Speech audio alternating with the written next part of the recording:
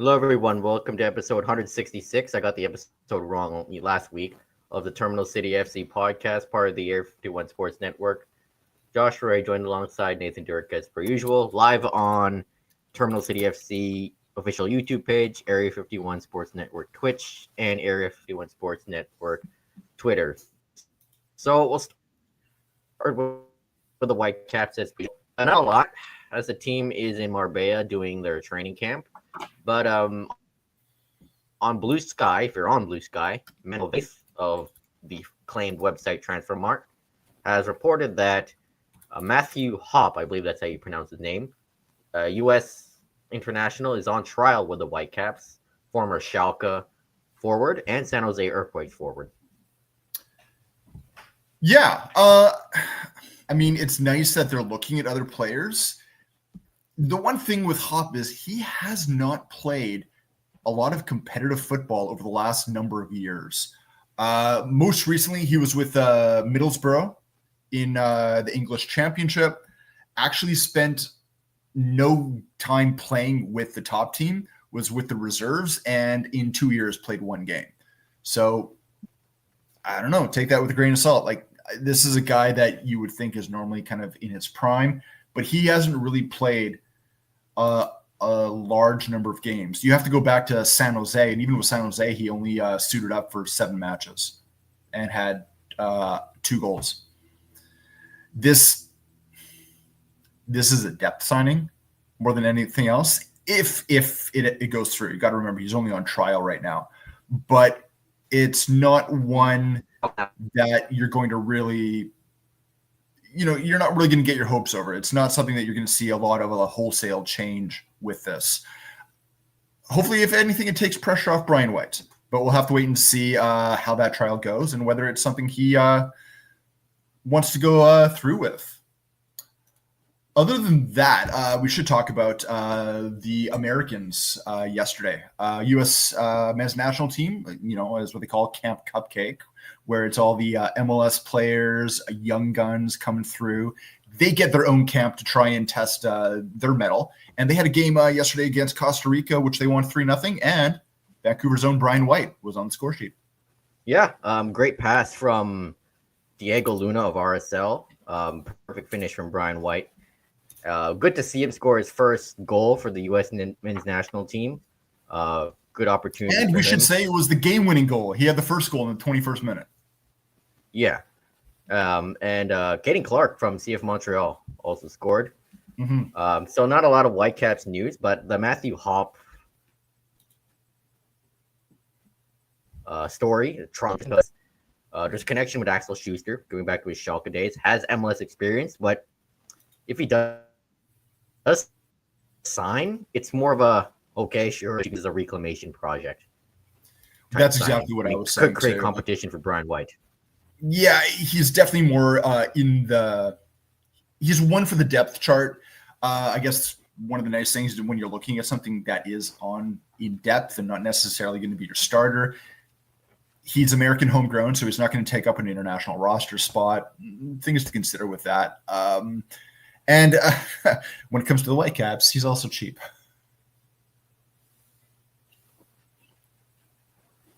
On the cheap, I don't think he'd take a huge salary, and it's not official, obviously, but it's just on trial with the Whitecaps in Marbella. And Brian White should be joining the rest of the team soon.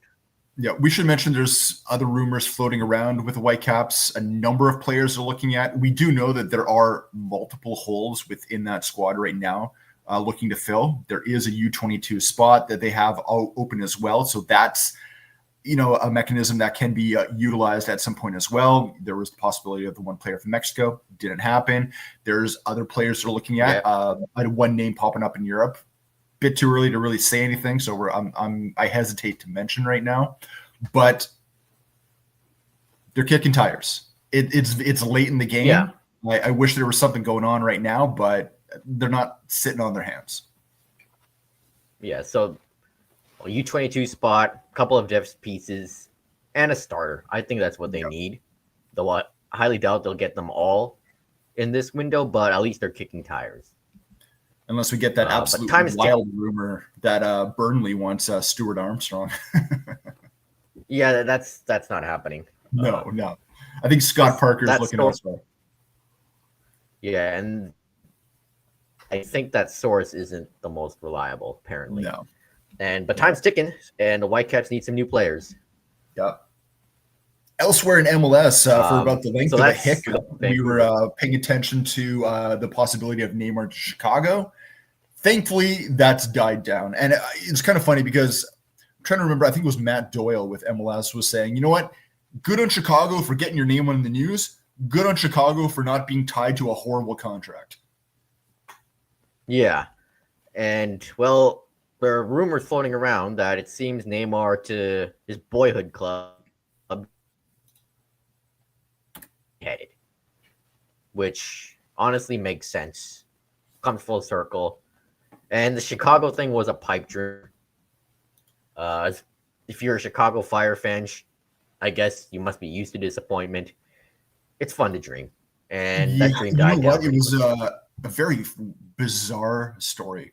It was definitely not one that I thought I would see. I can't see that happening, especially when you think of what his paycheck was or is still at Al Hilal. Like, you do realize there was going to have to be an absolute a number of lawyers figuring out that contract for everything else that is beyond base pay to make it worthwhile for him to come.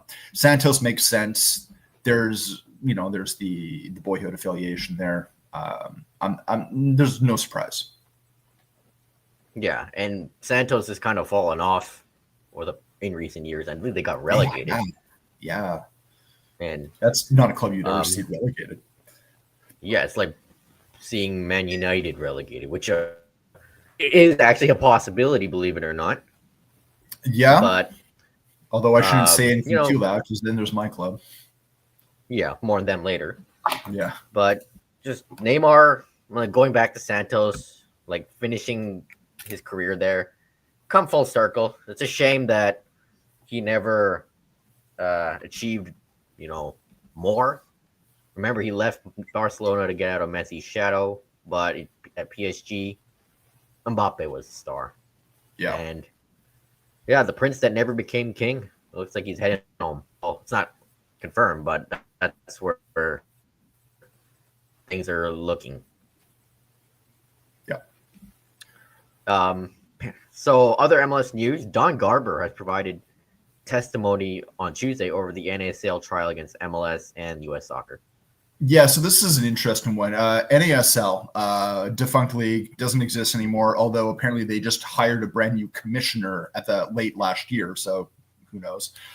They filed an antitrust lawsuit against the U.S. Soccer Federation back in 2017. MLS is tied up within that. It has to do with Div 1 status, antitrust laws, monopoly, all that. So that's actually going on right now. It's expected to take all of February. Garber was testifying. Also, the former commissioner of the NASL, Sunil Gulati. So, yeah, kind of interesting with that. Again, it's very early. It's preliminary. But the fact that this is actually sitting now, be interesting to see what the outcome of this is and if there's any ramifications for the position of MLS within, kind of the North American sports world. Hey, Edgar, good to see you. Yeah. Keep safe, Edgar, man. from News Across the Galaxy. Yeah, stay safe down in LA. Wildfires there have been absolutely crazy.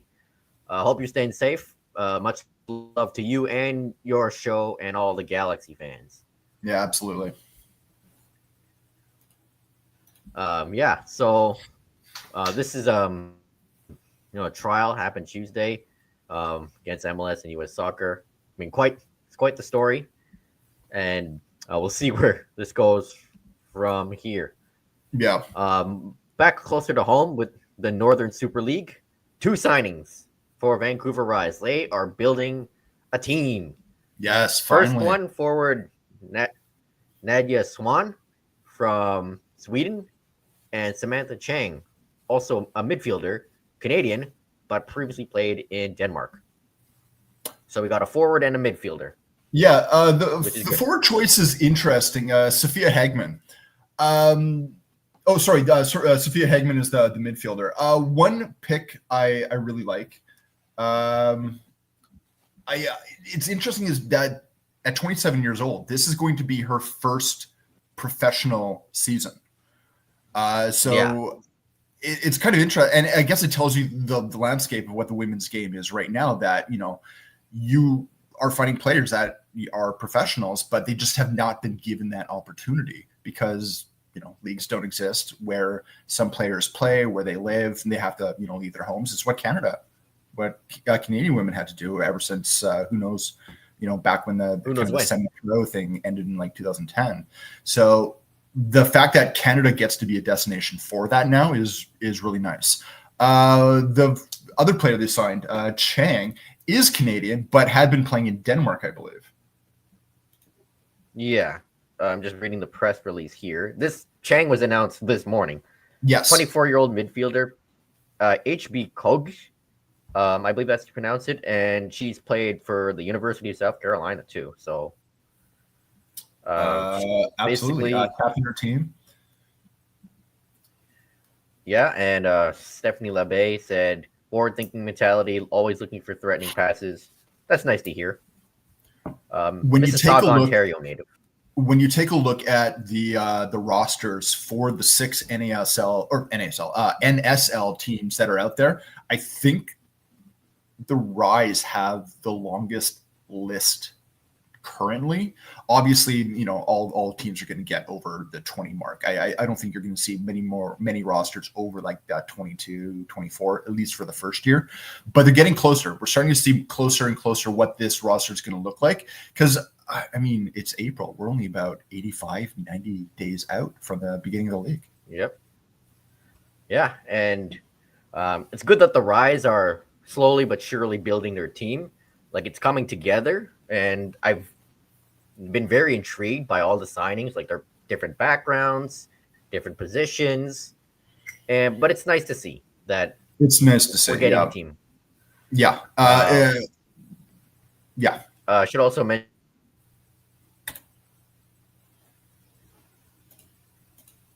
Edia's 21 from the University of Alabama. Roll Tide. That's from Beaverton, Oregon, USA, and she also plays forward. Nice. Yeah. Jumping over the other Canadian league. Yep. Also, Edgar has a message for us. Yeah, it was really cool to see Brian White score for America. I think he will have a good year. I think so too. Coming off back-to-back 15, 16 goal seasons. Yeah, absolutely. We know Brian White is a very streaky player. When he scores in bunches, but then he can kind of disappear for a 5-6 game stint. We've talked to him before. We know that he doesn't let that get him down. He's very self-aware of what kind of player he is, which is nice. What is going to be really interesting with White is how he's utilized underneath the new head coach. He was brought in under Vanni Sartini. Remember, he was supposed to be a deaf guy, and now he's a starter. Became the guy.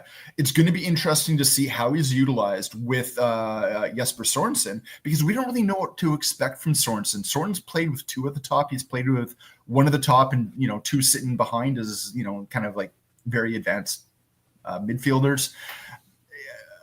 I genuinely don't know right now. I know Brian White's going to be his guy leading the front because there's not a whole lot of choice on who else you're going to choose. But my hope is that White is versatile enough that he can fit into whatever Sorensen puts forth. We're going to find that out. My hope is that, I hope you're right, Edgar. I hope he has a good season. Yeah, White has played in a 2-striker system before when Vanni Sartini put Gauld with him.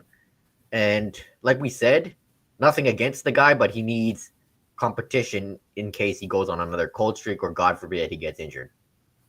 Yeah. So White is, sure, there are parts of the fan base who think he's not good enough.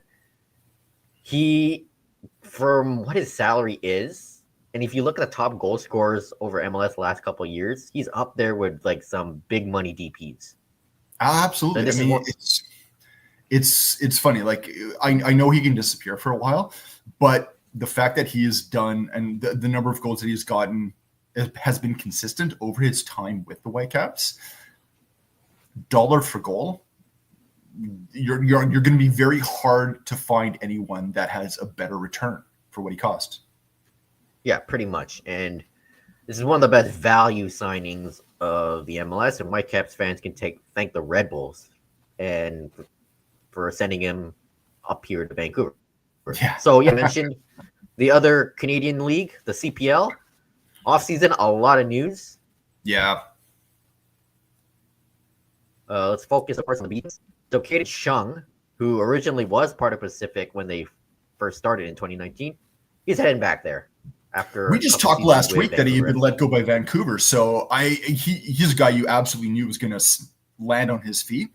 Interesting that he's he spent all his time in BC for both teams. So yeah, I mean, you can throw the Whitecaps in that too because that's where he started, right? Away.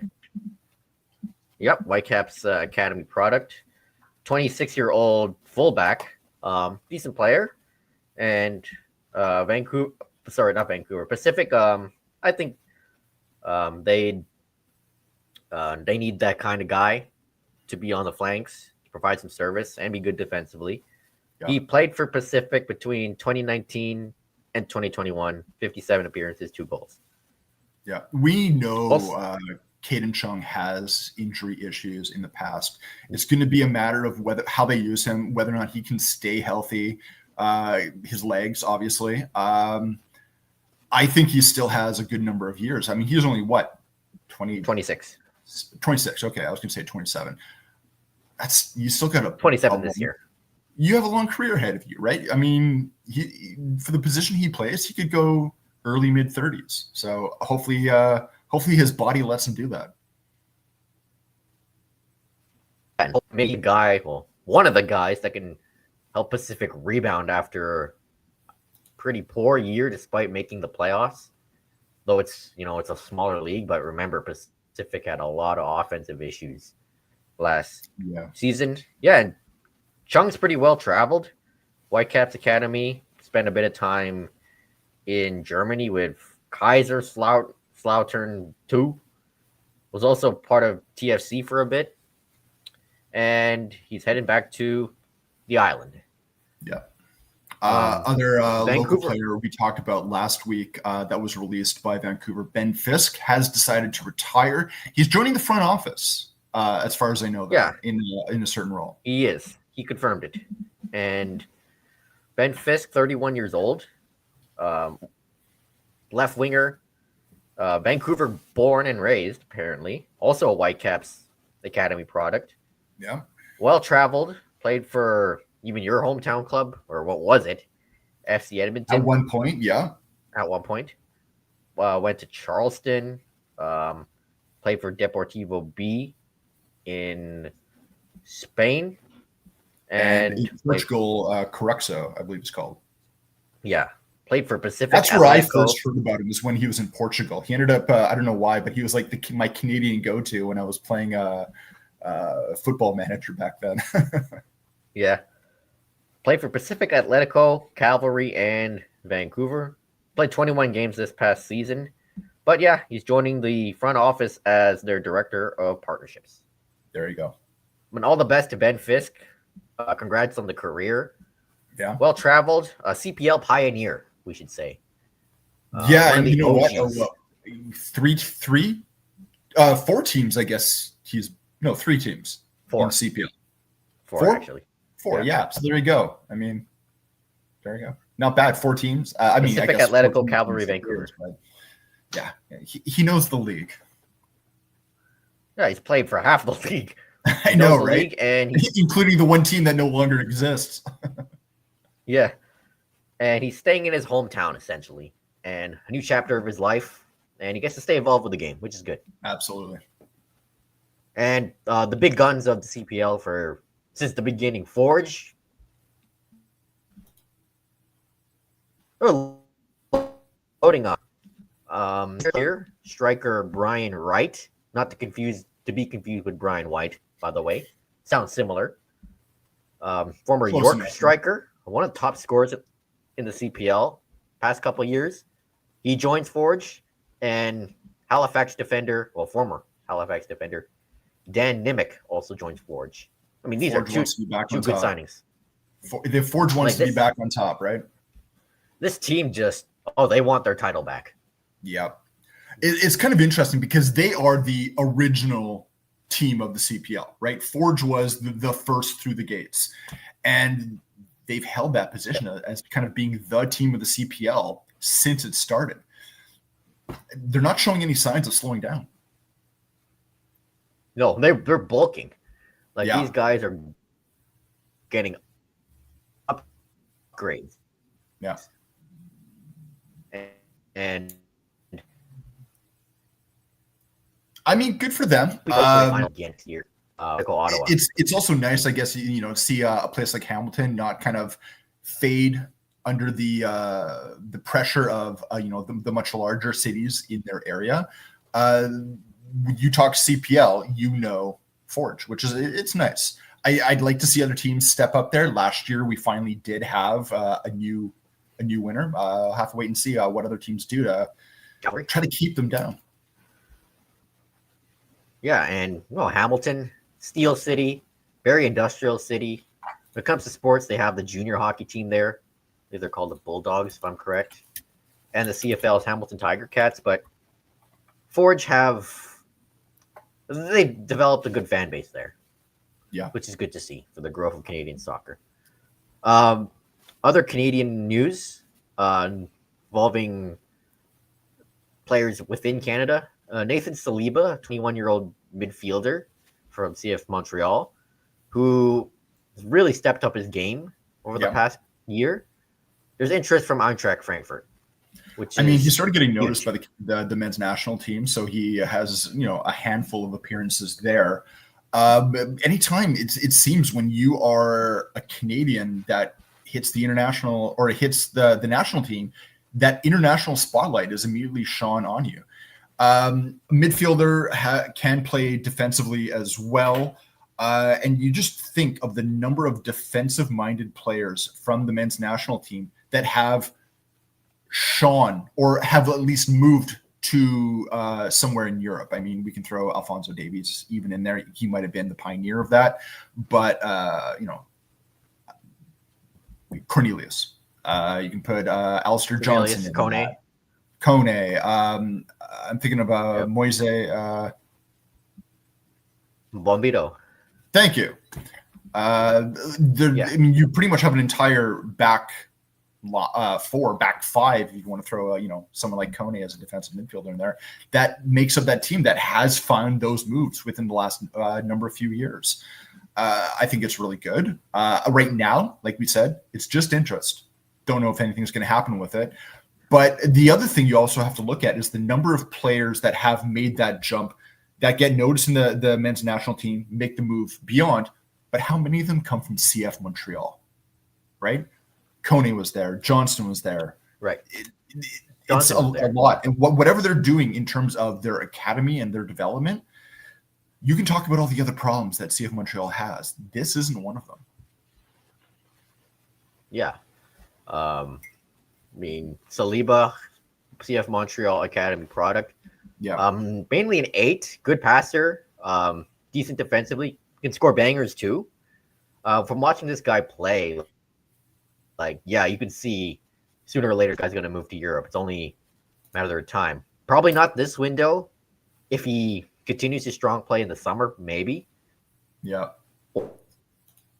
Or next winter, because this guy is hopefully going to keep improving. Also, or the spot David, who by the way in the league a couple days. Guys in Champions League or against the team, which is and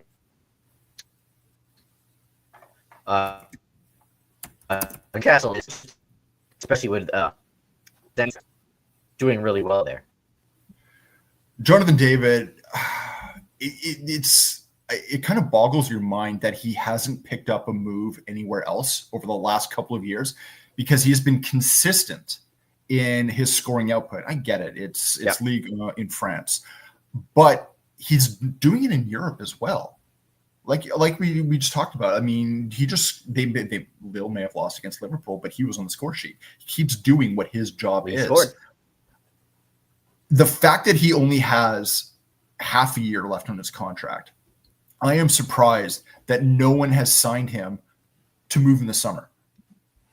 I'm really surprised that it hasn't happened yet, especially when you look at the types of teams interested in him and the number of teams. At some point, someone's got to pull the trigger. And when that happens, there's going to be someone has to make a move, right? Who's going to be on top? Newcastle is just another club on a long list, right? We know that there's interest from England, from Spain, from Italy. I'm waiting for one of these rumors to just not be a rumor and actually something happen. Because once that happens, I think you're going to start to see multiple offers, and then it's going to be his choice.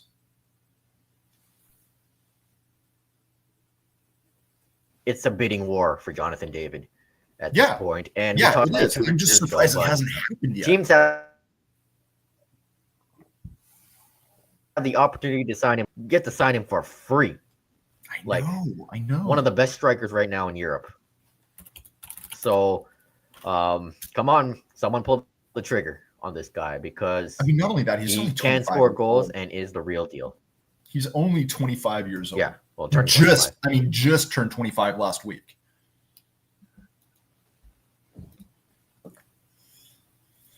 All right. Other news: Tom Bogert is reporting that Tajon Buchanan possibly could be in a move. We know that he had to deal with a big, long injury during his time with Inter Milan.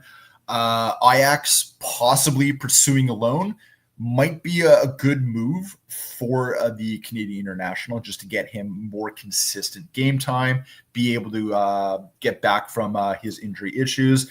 It's found it a little bit difficult to get game time, but this might be something that not only gets him back to the level of what he wants to play, but if he is able to return back to Inter Milan after a decent run, maybe he can continue his move in Italy as well. Josh, I don't know if you can hear me. I think you're a little bit paused right now, but that's all right. We'll move on to Tottenham. I don't want to spend a whole lot of time talking about my team. They've been horrible. Let me put it this way. There is a certain sect of people referring to Tottenham as Dr. Tottenham. Basically, the term is referred to the fact that if you are a club doing horrible right now, play Tottenham. You'll start improving. And Everton was the most recent club to be offered that generous donation from Spurs. 3-2 loss over the weekend. Everton came out with a 3-0 lead into the half. Tottenham, I guess you can say they made it look respectable, pulling 2 goals back in the second half. But this is a team that is in dire need of something. Again, we can talk about injuries. We know that Dragusin, Bentancur, and Romero were added to that injury list. That they might be coming back very soon. But Solanke, Werner, Johnson, they've all been added to that injury list as well. Ben Davies, we're not too sure. I think he's possibly playing today, which they'll be playing right now, currently as we're recording this. Hoffenheim in the Europa League. But right now in total, there are 11 players on that injured list. And as soon as players come off that injury list, you got a whole bunch more that are going right back onto it. A lot of people are questioning the tactics of Postecoglou, not only for the fact that he's rigid in his thinking, he's unwilling to change regardless of the player personnel that he has available, but whether or not his tactics and his training are contributing to their injury problems. Now, Postecoglou has come out He's been joking a little bit. Apparently, in his press conference before yesterday, in the lead up to the game against Hoffenheim, his German interpreter started having a coughing fit, and he even joked that now his interpreter is going to have to go on the injured list as well. So Okay. yeah. Well, at least he makes jokes about it. Yeah. The interesting thing is again, he doesn't seem willing to change his ways. He's actually started advocating that European squads, or in particular English squads, should be allowed to be larger. So I should just be able to have more players. That doesn't solve the underlying problem of the fact that you've got players that are injured. Maybe we should solve that. You have an entire starting 11 of injured players. We do. Yeah, absolutely. I don't know what the cure is. I mean, obviously, at least today, it's a little bit better. It's halftime currently as we record this in their Europa League game. They're up 2-0 against Hoffenheim in Germany. Goals from Madison and Son. Nice to see, but they need help in the league because that is what's going to decide their future. And right now, I'm sorry, but when you were sitting in 15th, that is not good. They're actually 2 points below Manchester United now. Yeah. Chuckle Brothers, Tottenham and Manchester United. Yeah. Right So this is the lowest point I have ever seen this club in kind of my tenure of watching them and supporting them. And I have to say, I've been very hesitant to join this whole levy out movement that has existed since forever, time immemorial. And I get it. I get that he is a shrewd negotiator. I get that he is very, very good on the financial side of things. Tottenham is said to be the best run club in the world. But if you're not bringing in the players that you need, and yes, I know that they spend money, but they spend money on projects. You have to be able to mix it up with projects and guys ready to go right now. I can't say anything against him because I find that a lot of the arguments of wanting him out are very easily deconstructed, but I do feel that there needs to be a change just to shake things up. And I don't think I don't think changing the coach is going to change things. Right now, changing the players, I don't think are going to change things because at least not in the short term. Not in the short term, especially with the kind of players that they bring in, which we're looking at 18-year-old kids and hoping that they show up. I think if you need a change, you need a wholesale change right at the very, very, very top. Yeah, and you look at the amount of managers that walk through doors: Pochettino, Mourinho, Nuno, Conte, and now Postecoglou. The number of managers over the past number of years has been staggering. But the one constant through all of this has been ENIC and Daniel Levy. I think that's where a change needs to happen. Now we know this club. We know that the ownership is, or at least the whole ENIC part of it is looking at possibly selling a portion of the club. They're looking at sizable portions. If that happens, do you change the chairman? I would not be against it right now. I mean, if a new ownership comes in, or part of a new ownership comes in, they have the opportunity to make their own decisions. Well, I mean, the majority owner, Joe, oh my God, I always forget his name. That old guy who lives on a yacht or whatever. Yeah, the old guy that lives in a yacht by Fort Lauderdale. I mean, he's in his 80s. I mean, you got to think that he's wanting to at least he's looking to offload at least a little bit, whether it's more than a little bit. There was talk of a third of the club could be up, possibly a third of the shares, but there needs to be a change at some point. And we're at the point where when you look at where they are in the table with the roster they have, it doesn't make sense. And the reason is because of all these injuries. They just don't have these players available. I mean, Odebert, remember him? Yeah. When they signed him? Yeah. He played, 3-4 games? He's been injured ever since. Solanke that they brought in is now injured. I mean, there needs to be a change. And I don't think doing that constant revolving door of coaches and players is the kind of change that they need right now. It needs to be at the very, very, very top. I mean, if you have all those managers, all those players come through the door, yeah, it needs to come from the top. It goes to show there's something wrong. Yeah. Right now.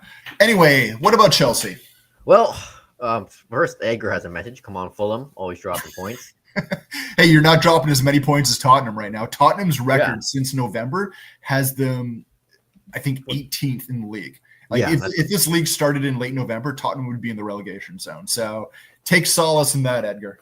Yeah, at least Fulham are doing. I mean, 10th isn't bad, given it's Fulham. Better than 15. But they're still around there for the Conference League spot. Yeah. Fight, rather. So Chelsea are back to winning ways. 3-1 win over Wolves. Comfortable win, but big story. Trevor Chalobah. First game back. Yeah. Masterclass. Blocks. Clearances. Passes from the back. The guy did everything. He even got an assist on the third goal. Although Nani Madueke tapped it in for the stat padding, but Chalobah didn't care. He thought it was funny.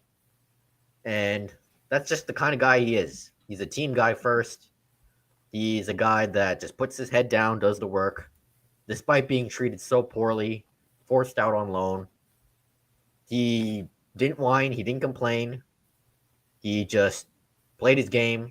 And when they came back, he didn't hesitate to rejoin the club. And look at that. Had a really good game. But the guy who scored the first goal, Tosin Adarabioyo. I don't know where this comes from. This guy just scores goals. He has 4 goals in total for Chelsea this season. The amount of goals he scored for Fulham throughout his time there, 5. Seriously? Yeah, and he is 1 away from tying that total. I don't know. Maybe Tosin should play up front. Yeah. Because he really has an eye for goal, especially with headers. And overall, it was a good game, though there were moments. More on that later. Marco Cucurella got the second goal. He got better as the game went on. Kieran Dewsbury Hall stepping in.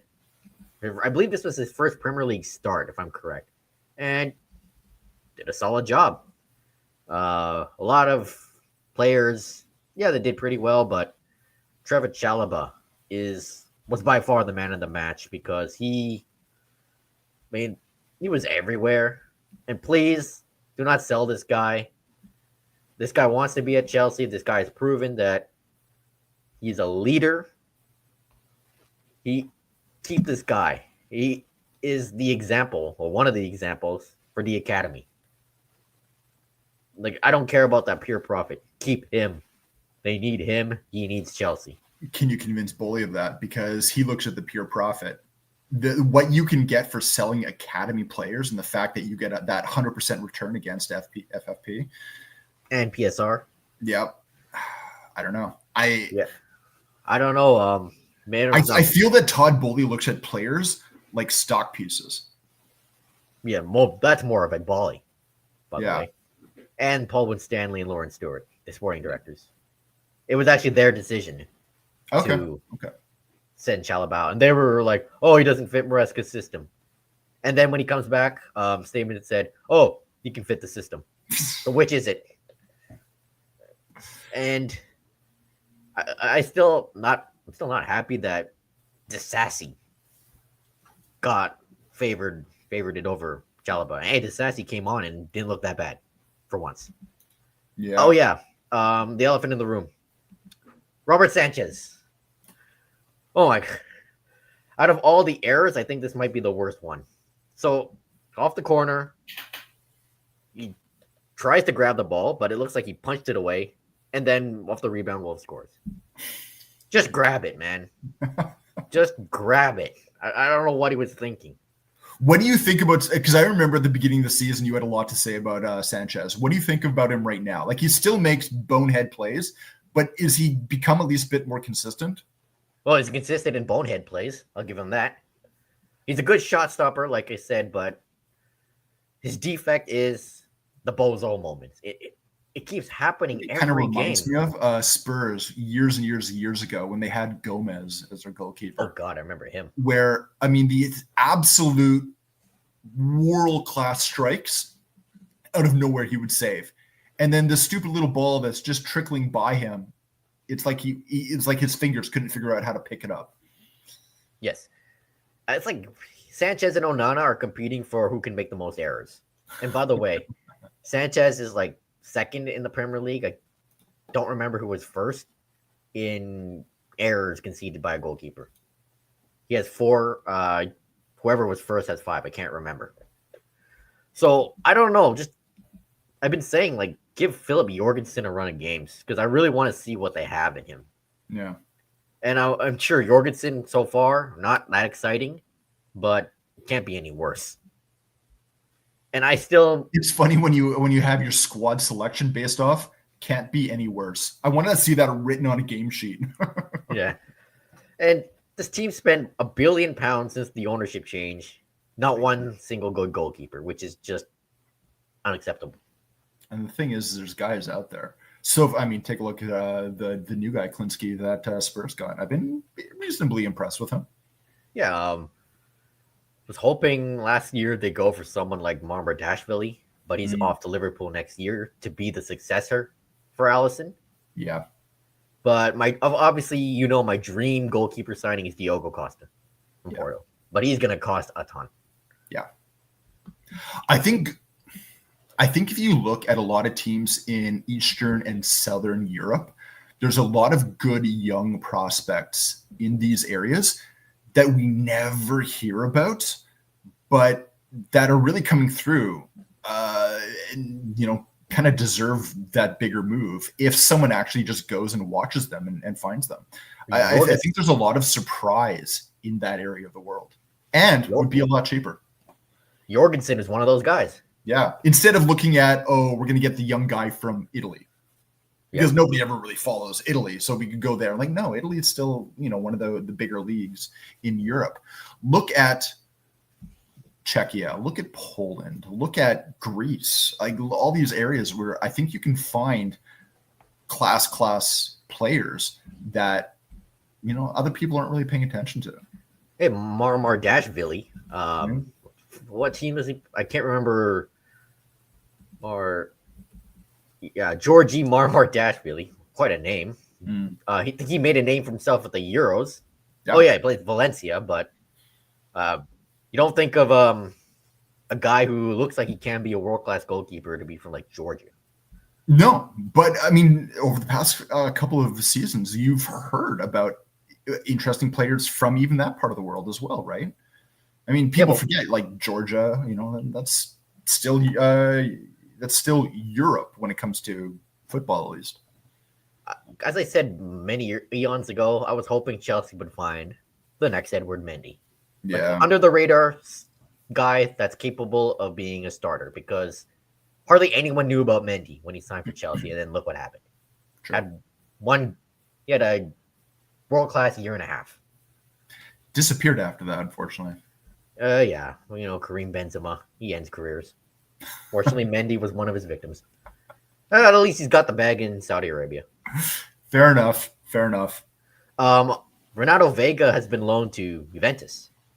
It looked like he was heading to Dortmund, but no, it's Juventus. I mean, I kind of wish. Dortmund is its own dumpster fire right now with what's going on there. We'll talk about that a bit more later. I think he rejected them. Yeah. Vega.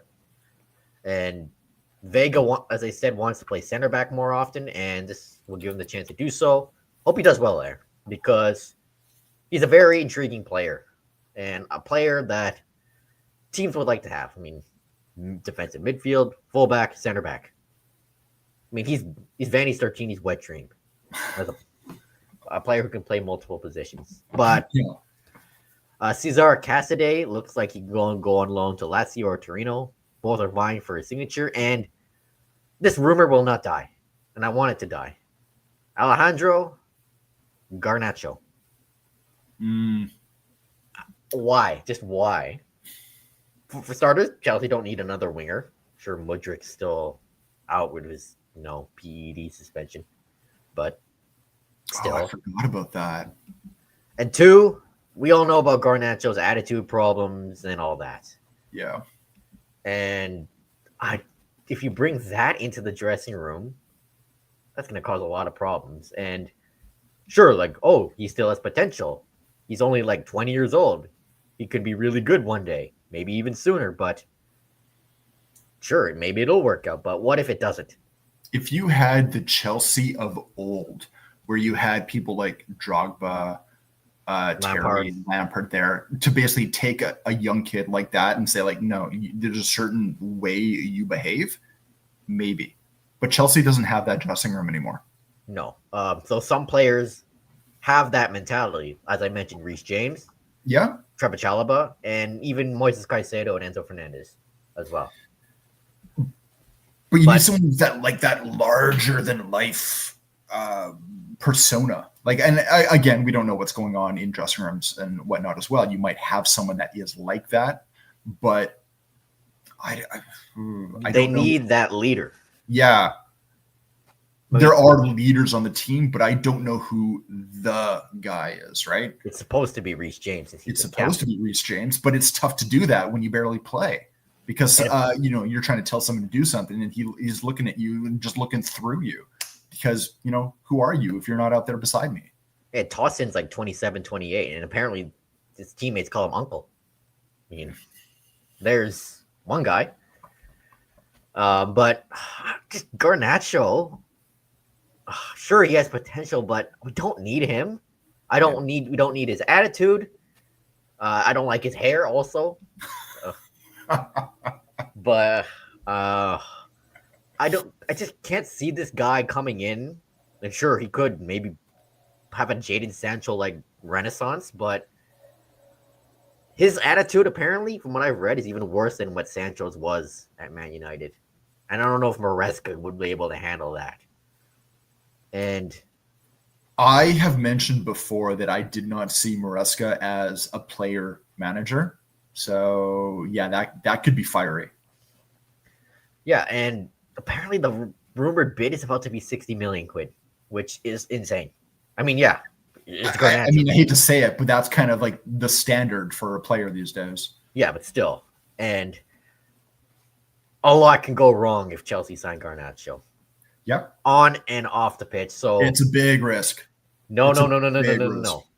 And besides, don't need wingers. Yeah. Goalkeeper, center back, striker. Focus on that. Oh, and midfield. I'm with you on center backs, especially for Spurs as well.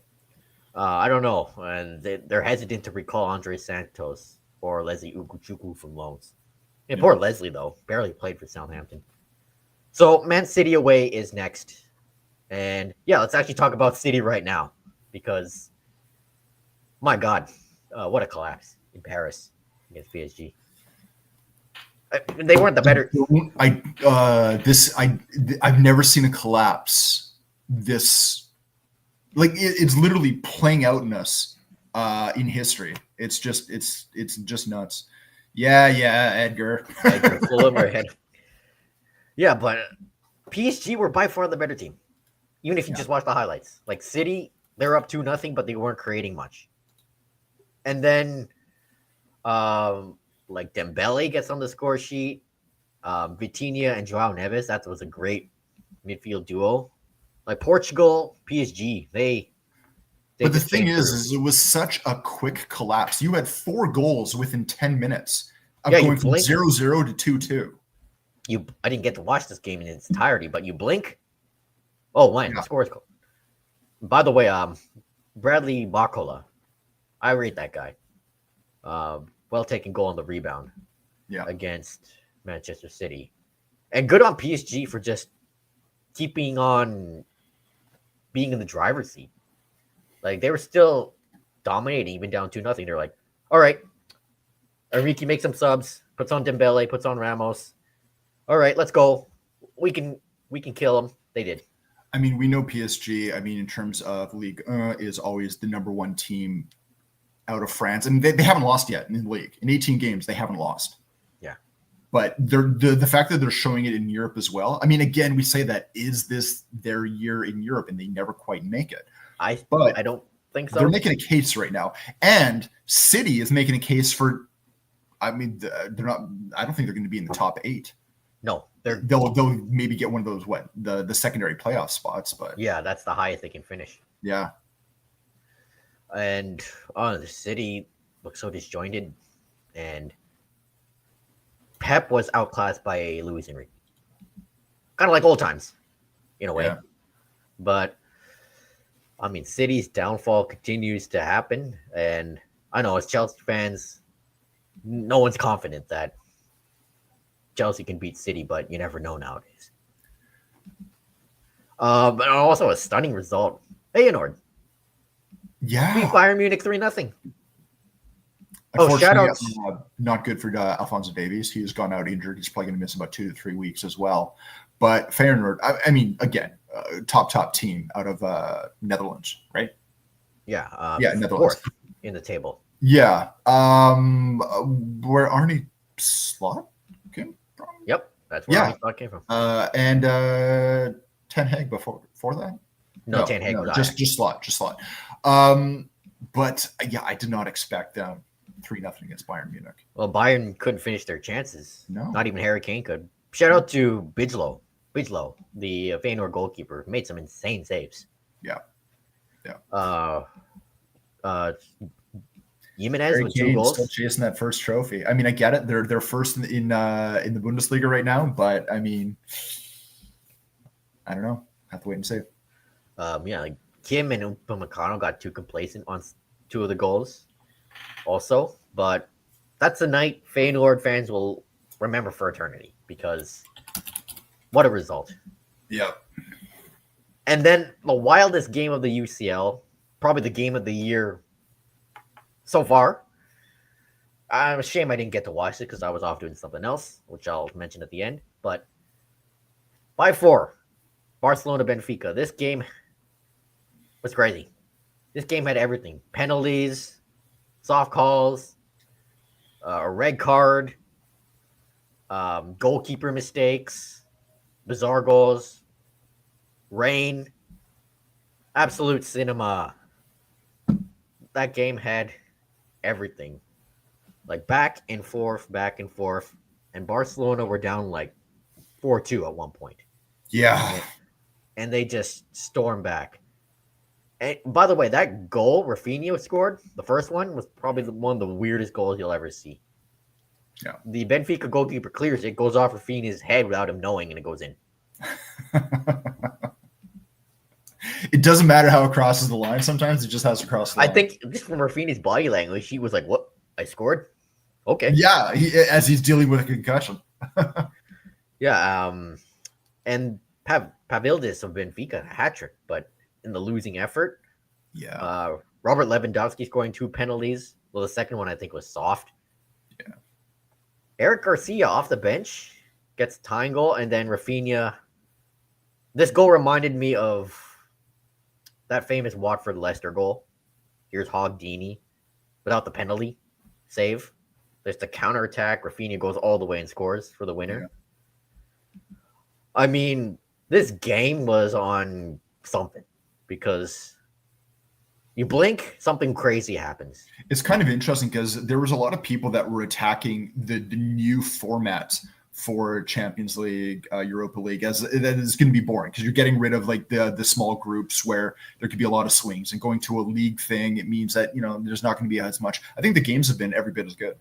Yeah. Well, I have no problem with this new format. This game, I think it's going to be hard to top. It's tough that it adds a couple of more games to the schedule. Teams have to deal with that. I get that. But I don't think the level of play has changed. Yeah. And the red card came some really interesting games against what so-called minnows and giants, right? Yeah. Arthur Cabral got the red card for complaining from the bench. Like, he didn't step on the pitch, and he got the red card. So, yeah, this game was just absolute cinema. Yeah. Real Valladolid has accused Man City of telling Juma Ba to cancel his contract before his transfer there. And now that's another legal issue for Man City. Yeah, this is a kind of a weird one. Ba joined Valladolid on a loan from Freetown, and eventually the deal was made permanent. but he refused to increase his contract to a senior level contract. It was only going to be a youth contract, which would have increased the release clause. And yeah, they're basically saying that Man City basically told him, go pay out your release clause. That way we can get you for cheaper than what it would cost to do a transfer fee. If that's the case, I mean, Man City, the practices that and how they conduct themselves, this is quickly going to become a club that just no one wants to deal with. Kind of already is in a way. That's true. Yeah. Oh, yeah, and it just adds to the amount of legal issues. Yeah. Now the RFEF, which is basically like the Spanish FA, they have confirmed that the deposit happened. So the release clause got bought out. Whether or not Man City was behind it, I don't know how you go about proving that. But the fact that they have gone out and publicly accused them means they've got to have something. In my mind, you can't just make that accusation lightly. Yeah. And, well, we mentioned Borussia Dortmund. 10th in the Bundesliga. They have sacked their manager, Nuri Sahin. Yeah. Yeah, a lot of problems there at Dortmund, unfortunately. It's just, they're a club I like. Yeah. I mean, if I had to cheer for a Bundesliga club, it'd be them. Because, I've always had players that I've liked over the years. But, yeah, it's just not been good. Over the years, they've been an exciting club to watch as well. They made the UCL final last year. But, all is not well. Yeah, I mean, there's talks of selling Adeyemi and talks of having Marcus Rashford join the team and all that. But, man, all is not well in Dortmund at the old stadium.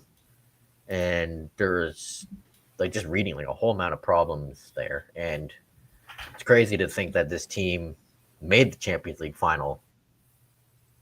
Well, I still remember back in the heyday when it was them and Bayern just fighting for the top. But, I mean, we have got to go back to the days of Klopp. Yeah. A lot of signings they had they haven't really hit. Gareci, he's a good striker, but he's been inconsistent. And sure, they lost players over the years, but they always knew how to bounce back. Yeah. This year, not so much.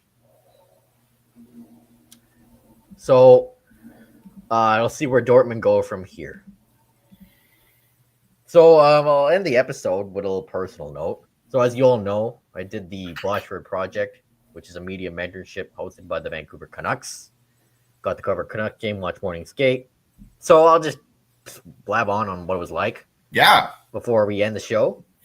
So, got there, morning skate, met Thomas Drance and Jeff Patterson, who are veteran Canucks reporters, and my old good pal Chris Faber, who now works for the Canucks as their senior writer. They showed me and Nicoletta and Ariel, the other recipients, around the arena. I got to watch morning skate, though I knew a lot of the media members there already, like Adam Kierszenblatt. Obviously, he's Oh, right, that guy. That guy you like to have beef with, in particular. In fun. Patrick Johnson of the Province, he sometimes covers Whitecaps games. We've seen him. Yeah. Obviously Faber, David Quadrelli. Me and Quadrelli go back years. Daniel Wagner, and of course Gemma Carson-Smith, who of course you and I both know really well. Yep. She also covers the Whitecaps. Interesting to watch morning skate, meet everyone, and then I will say, that little area below Rogers Arena, you go down from the elevator, you have to walk through a maze to get to the media room and the dressing room. Unlike BC Place, where it's just elevator, turn the corner, there it is. Yeah. And yeah, I got to go in the Canucks locker room for some scrums and all that. It's a lot smaller than in the pictures and video. It's smaller than in person. Smellier with all that equipment too, I'm assuming. No, surprisingly, it didn't smell. Really? Oh, got a few Or air maybe I filters. or maybe I was just nose blind. Good ventilation. Yeah, that too. And it was cold down there, but in the locker room, it was warm. Got to talk to a player. I'm not gonna mention who. Don't want to keep that a surprise from my story, which will be on Canucks.com. Got to see Connor Garland's scrum, who, by the way, he is short. He is 5'7", not 5'10", as people keep listing him. Didn't he say that himself? Yeah, he's confused. Like, I'm not Yeah. that tall. I'm actually 5'7". Who, by the way, is the most hated man in Edmonton right now. And they act like he murdered Connor McDavid, but that's another story. Yeah, we're holding vigils. Yeah, and putting 97 decals on the helmets, holding, and then like Edmonton strong, free McDavid, no justice, no peace. Let me put it this way: the fan base and the players are two very different beasts. The players, they'll get down to business. The fans, maybe creating a lynch mob. Yeah, and Garland pretty much said yesterday, like, about that. He's like, yeah, I don't care. No. I'm just here to play hockey. Yeah. Which, I really hope that's all that happens tonight, being that it's the return leg. Yeah, no, nachos. Oh, yeah, don't the nacho. Look, I love my team. I've grown up loving my team ever since I was a kid. I mean, I got to watch them in the 80s, but like any fan base, we have our idiots. More interesting fans. I'll put it that way, gently. Yeah, and then after morning skate, me and the other Boschford Project recipients had lunch. I keep forgetting the name of the place, but it's near BC Place and the Park Casino. I keep forgetting. It's something I don't remember. Yeah. Thanks, Faber, for the lunch. Thanks for paying, and I hope they're paying you back for that because you deserve it. Then after that, I got to go home, rest, and then cover the game. And obviously, from covering the Whitecaps, I know a press box setting and all that, and what it's like. But disappointing, no media meal because apparently there was food poisoning outbreak last week. So they gave us free coupons for Panago or Triple O's. So I had Panago and a massive slice of New York style pizza. As I sat with Drance and Patterson as they told stories and all that. And I will say though, the Rogers Arena press box is cramped. Yeah. Drance told me it's one of the smaller press boxes in the NHL. Like, the wall is like almost, I don't know if, for those listening to the audio, can't really see, but it's almost like this. Really? And people are, it's like sardines. They're all cramped together. Unlike BC Place, where it's more open. You and I, there's space between us.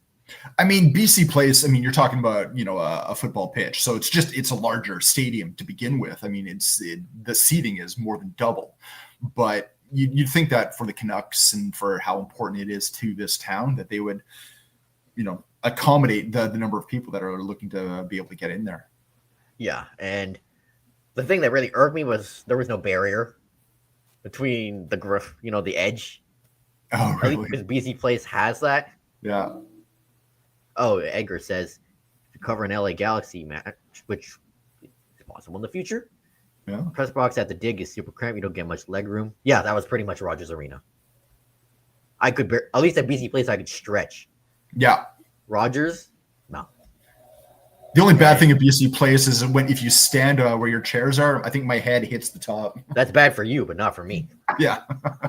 Rogers, they don't have that because it's at the very top of the building.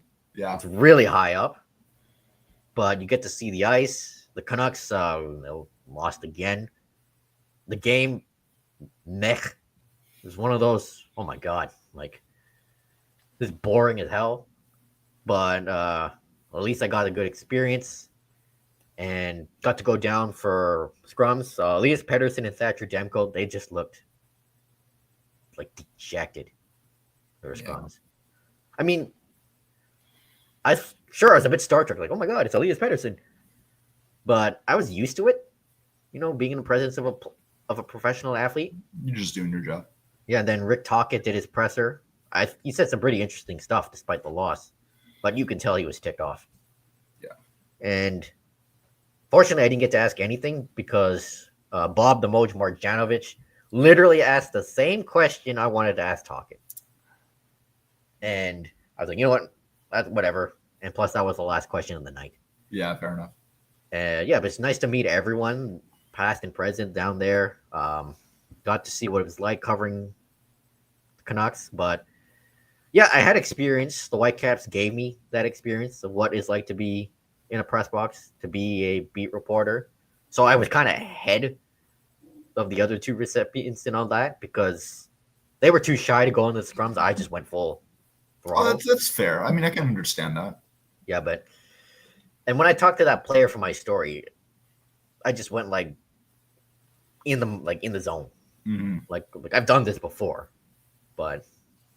and it was just so focused. And I'll never forget the day. Thank you to Catherine Botchford, Jason's widow, for selecting me and the others. Thanks to Drance, Faber, and Jeff for their guidance, especially because I would have gotten lost down there in the bowls of Rogers Arena.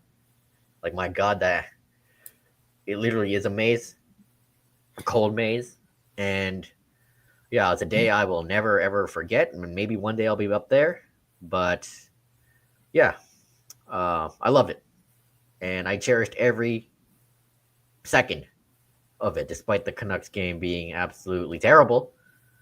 And hope to bring more of that fire back to BC Place for Whitecap season in a few weeks. So, well, yeah. It's not my team, and you're a poorer man for cheering for your team, but I can't wait to read the article when it comes out. Yeah, and it's an article for all fans of all teams, of all ages to enjoy. You don't have to be a Canucks fan to read it. Good. There's no anti-Oilers slander in there because they would have lynched me if... oh, that's okay. I wear my colors underneath my shirt, just in case. Yeah, but yeah, it's not much difference covering a Whitecaps game, just some very minor ones. But what I didn't know, and thank goodness Jeff told me, is once the game ends, everyone just bolts. Yeah. Down to the press room. At least with Whitecaps games, you got a lot of time because they're in the dressing room beforehand. Yeah, but yeah, it's cool to go in the locker room because the Whitecaps don't really do that anymore. No, not since COVID, apparently. Which I prefer because the locker room, I think, is their space. But yeah, it was cool to go in there. Yeah. So yeah, great experience. Something I'll never forget. Stay tuned for the article on Canucks.com in a few weeks. So that concludes this week's episode. Hope you enjoyed it. Tell us what we're doing right. Tell us what we're doing wrong. Had to go in a different room today. A little internet issues, but it seems it's all worked out just fine.